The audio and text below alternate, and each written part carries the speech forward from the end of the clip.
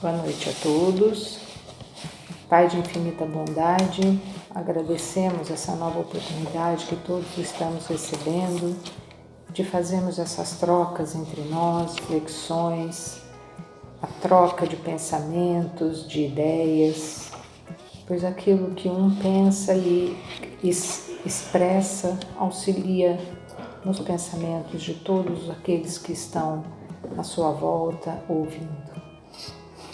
Às vezes coisas que um reflete, o outro ainda nem pensou naquilo.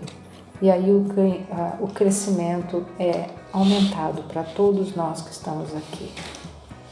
Que nós então ouçamos também os nossos amigos espirituais, que com certeza vão ter pensamentos e ideias devido à sua moralidade maior do que a nossa, que vão nos auxiliar extremamente, que nós estejamos com os ouvidos abertos a eles.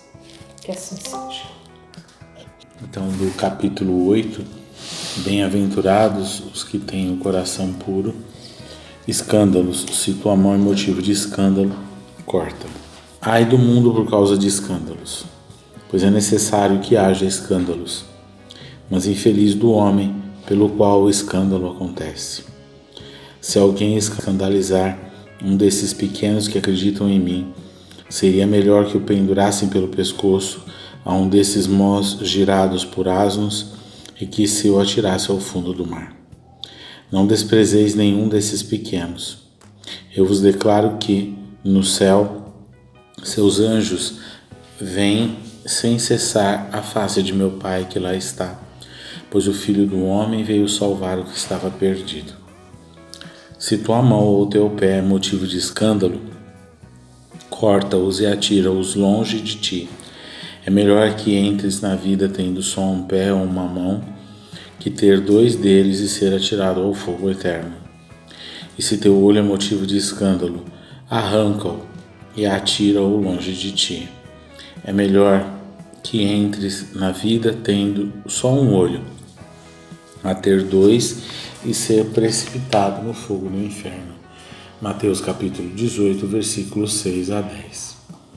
No sentido vulgar, escândalo se diz de toda a ação que choca a moral ou a decência de uma maneira ostensiva. O escândalo não está na ação em si mesma, mas na repercussão que ela pode ter. A palavra escândalo implica sempre a ideia de certo fragor. Muitas pessoas contentam-se em evitar o escândalo, porque seu orgulho sofreria com ele e sua consideração ficaria diminuída entre os homens. Desde que suas torpezas sejam ignoradas, isso lhes basta, e sua consciência permanece em repouso. São, segundo as palavras de Jesus, sepulcros brancos exteriormente, mas cheios de podridão no interior, vasos limpos por fora e imundos por dentro. No sentido evangélico, a acepção da palavra escândalo, tão frequentemente empregada, é muito mais geral. Por isso, em certos casos, não se compreende sua acepção. Escândalo não é somente o que ofende a consciência do outro, mas tudo que é resultado de vícios e imperfeições dos homens. Toda má reação de indivíduo para indivíduo, com ou sem repercussão. O escândalo, nesse caso, é resultado efetivo do mal moral. É preciso que haja escândalo no mundo, disse Jesus, porque os homens, sendo imperfeitos na terra, estão inclinados a fazer o mal e más árvores dão maus frutos. Portanto, é preciso entender por essas palavras que o mal é uma consequência da imperfeição dos homens e não que eles tenham obrigação de praticá-lo. É necessário que o escândalo aconteça para que os homens, estando em expiação na terra, punam-se a si mesmos pelo contato de seus vícios, dos quais são as primeiras vítimas, e cujos inconvenientes acabam por compreender. Quando estiverem cansados de sofrer com o mal, procurarão um remédio no bem. A reação desses vícios serve, portanto, a um só tempo como castigo para uns e como prova para outros. É assim que Deus faz emergir o bem do mal e que os próprios homens aproveitam as coisas más ou rejeitáveis. Se ocorre assim, dir-se-á, o mal é necessário e resistirá sempre. Pois se viesse a desaparecer, Deus seria privado de um poderoso meio de castigar os culpados. Portanto, é inútil procurar melhorar os homens. Mas se não houvesse mais culpados, não mais haveria necessidade de castigos. Suponha-se a humanidade transformada em homens de bem. Nenhum procurará fazer mal a seu próximo e todos serão felizes, porque serão bons. Tal é o estado dos mundos avançados, nos quais o mal foi excluído. Tal será o da Terra, quando tiver progredido suficientemente. Mas enquanto certos mundos progridem, outros estão se formando, povoados ainda de espíritos primitivos e que servem além disso como habitação, exílio e ambiente expiatório a espíritos imperfeitos, rebeldes, obstinados no mal e rejeitados dos mundos que se tornaram felizes.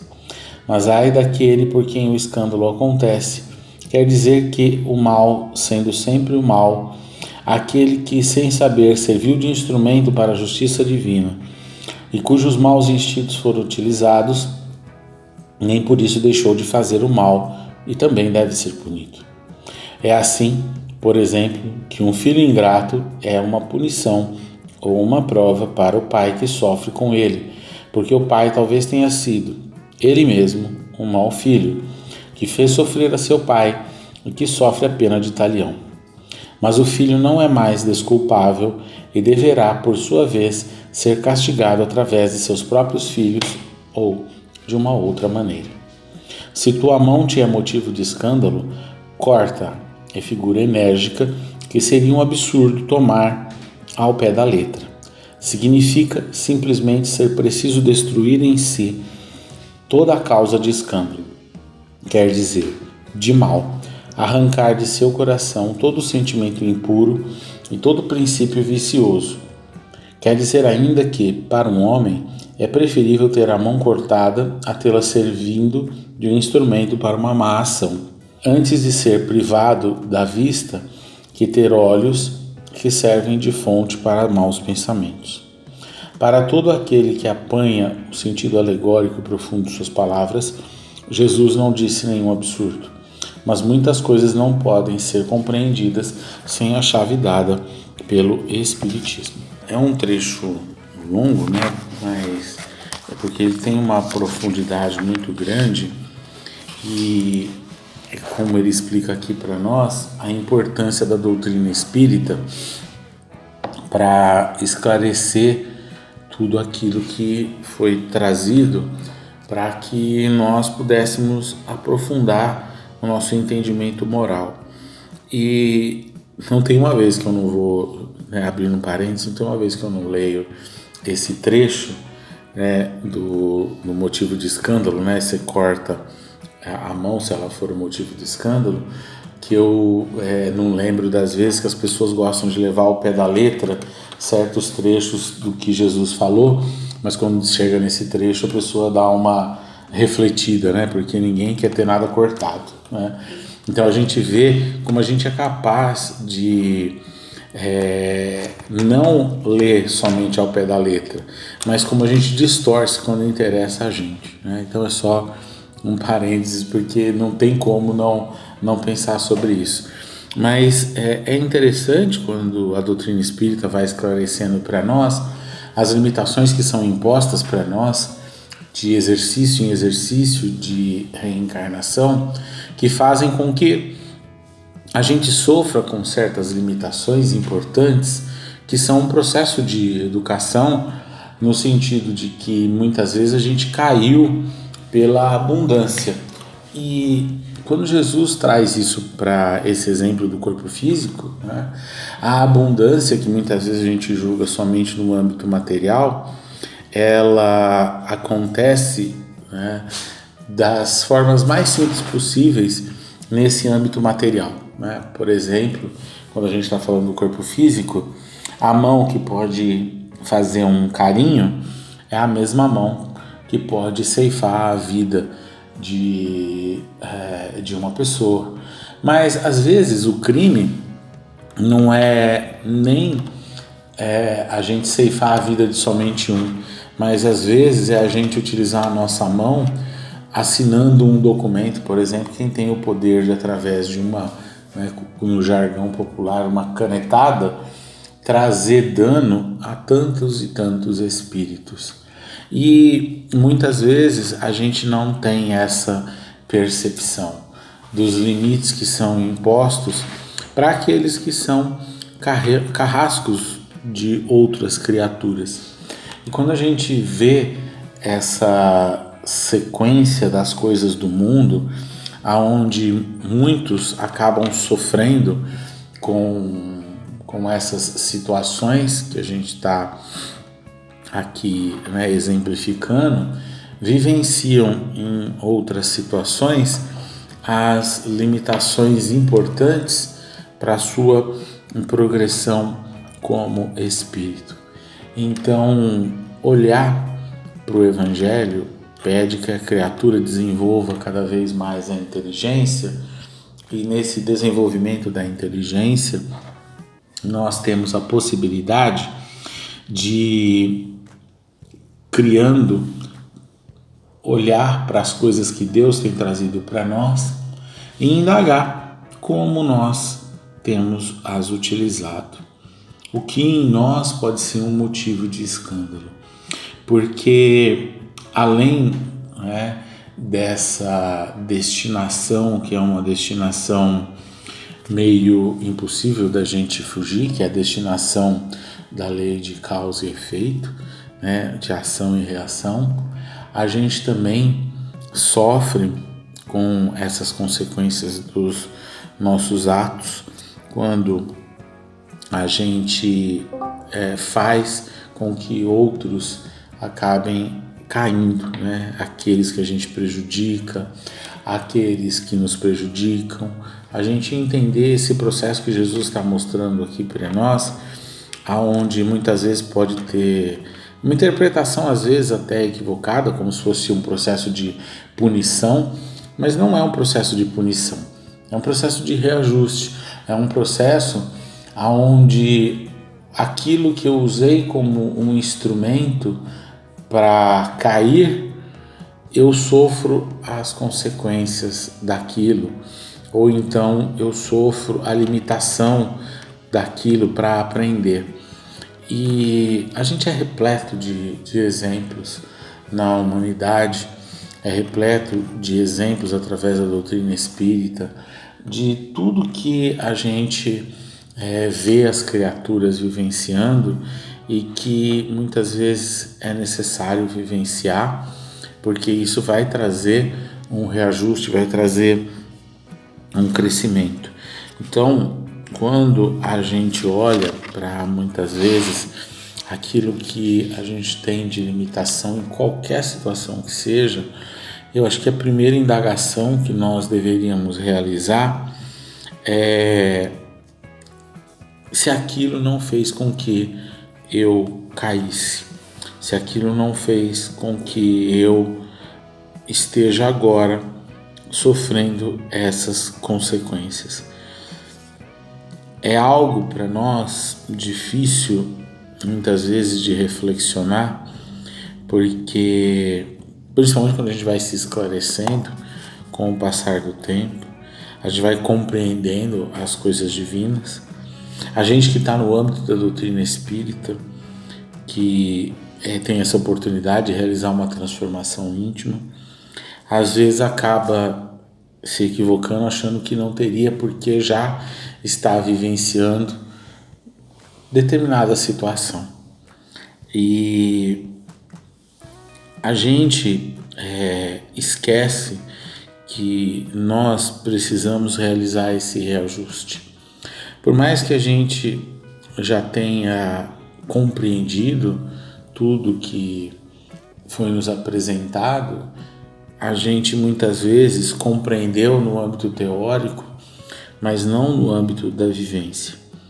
E é por isso que Deus abre as portas para nós, para que a gente possa vivenciar aquilo que muitas vezes nós fizemos a alguém ou fomos nós o instrumento do escândalo.